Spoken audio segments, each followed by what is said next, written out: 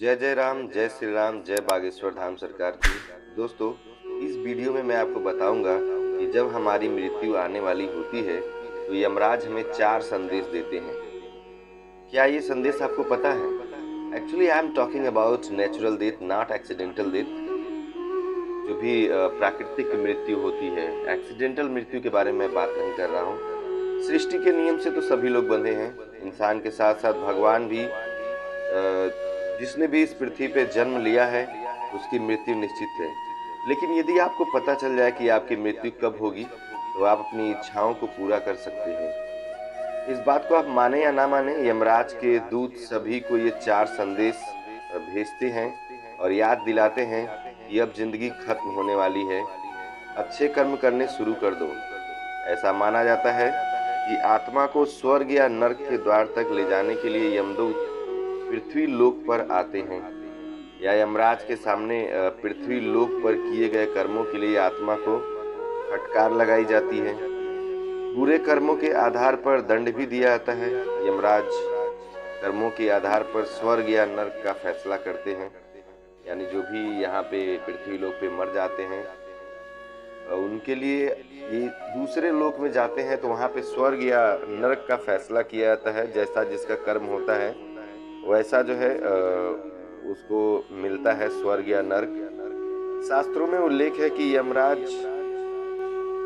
ने अपने एक भक्त अमृत को वचन दिया था कि वह हर किसी को मृत्यु से पहले इसकी सूचना भेजेंगे, ताकि लोगों को पता चल जाए कि उनकी मृत्यु जल्दी होने वाली है।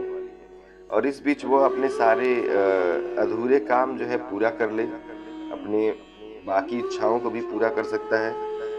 बहुत समय पहले की बात है, एक अमृत नाम का व्यक्ति था और उसे मृत्यु से बहुत डर लगता था। वह मरना नहीं चाहता था, ठीक है। वो चाहता था कि मैं हमेशा बना रहूं या इस पृथ्वी पर।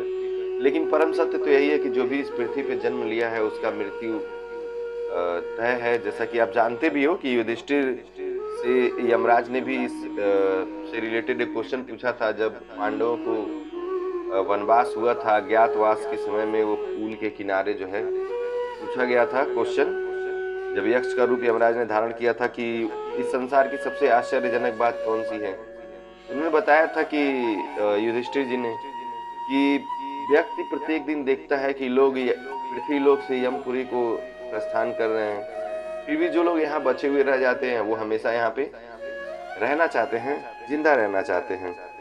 लेकिन उस व्यक्ति के मन में ये था कि यदि मैं यमराज से दोस्ती कर लूं तो मेरा काम बन जाएगा, शायद वो मुझे छोड़ देंगे, नहीं मारेंगे। और ये सोचकर उसने तपस्या करना शुरू कर दिया। यमराज प्रसन्न भी हुए और वरदान मांगने के लिए कहा उन्होंने। तो उस लड़के ने कहा कि मुझे अमरता का वरदान दे दीजिए। यमराज ने समझाया कि देखो भाई, मृत्यु तो निश्चित है, मौत निश्चित है। तो लड़का कहता है कि ठीक है, एक काम कीजिए, आप ऐसा कीजिए कि जब मेरी मृत्यु होने वाली हो तो मुझे संदेश भिजवा दीजिएगा, ताकि मैं अपने परिवार वालों के लिए कुछ काम करके जा सकूं। यमराज कहते हैं ठीक है, मरने से पहले मैं तुमको एक नहीं 4 संदेश भेजूंगा। और इतना कहकर यमराज चले जाते हैं और फिर लड़का जीवन में मस्त हो जाता है, अपनी लाइफ में एकदम पूरा इंटरटेन करने लगता है और कहता है कि चलो, अभी तक तो संदेश नहीं आया।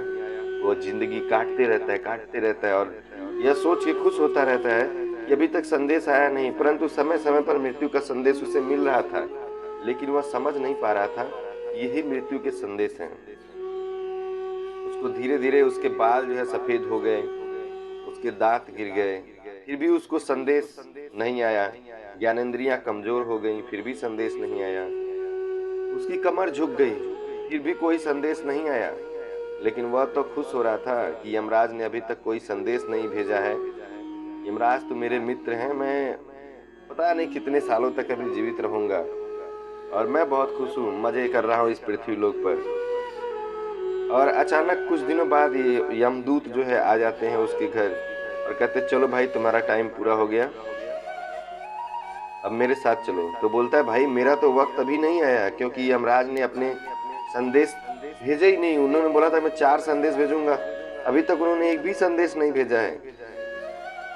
और वो लोग कहते हैं नहीं नहीं तुम्हारी टाइम तो पूरा हो गया। तो उसकी मृत्यु हो जाती है और वह यमराज के पास पहुंचता है और यमराज को कहता है कि आपने मुझे धोखा दिया है, आपने संदेश तो दिया ही नहीं, आपने अपना वादा तोड़ दिया। आपने कहा था कि मैं आज तुम्हें संदेश दूंगा, लेकिन अभी तक आपने संदेश नहीं भेजा और बताइए मेरी मृत्यु हो गई। यमराज कहते हैं कि तुम अपने जीवन में इतने खो गए थे, अपनी विलासितापूर्ण जीवन में इतने खो गए थे, इसीलिए तुमको पता नहीं चला। तुमको क्या लगता है कि कागज और पेन से लिख के मैं संदेश भेजूंगा तुमको कि देखो भाई ये पहला संदेश है तुम्हारा, ये तुम्हारे लिए दूसरा संदेश है, तीसरा संदेश है, चौथा संदेश है?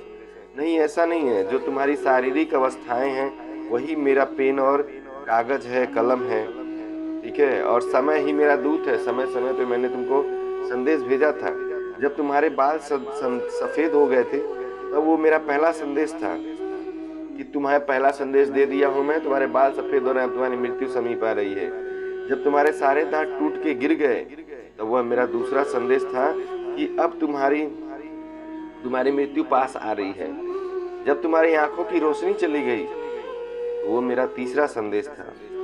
और जब तुम्हारे शरीर के सभी अंगों ने काम करना बंद कर दिया, वह मेरा चौथा संदेश था।